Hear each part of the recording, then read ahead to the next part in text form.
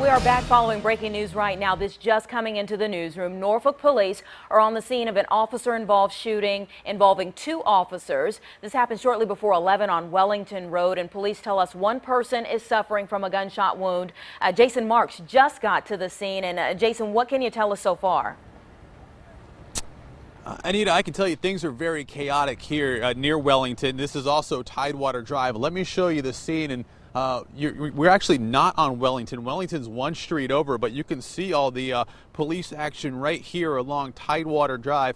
I can tell you, as I was coming up Tidewater towards the scene, I saw 2 ambulances traveling very fast away from this scene. One was being escorted by a Norfolk police officer, and the other one was right behind it. I can tell you that they have a good portion of this area cordoned off. Now, we're still trying to figure out the details of what's going on. The information is slowly trickling in right now. As you mentioned, we do know that there was some sort of officer-involved shooting involving 2 officers, and we know there was a gunshot victim. We don't know who was involved in that shooting as far as the victim. We don't know if it was a police officer. We don't know if it was a suspect.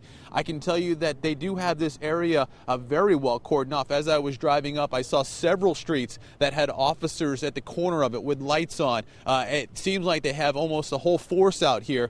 It is a very active scene right now. We are trying to figure out exactly what's going on, Anita. But once again, officer-involved shooting, 2 officers involved. We do know that there was a gunshot victim. That's all we know. We're trying to figure out who that victim is, whether it was a police officer or whether it was just a suspect or whether it was a citizen. We don't know that information yet. That's something that we're working on right now. Back to you.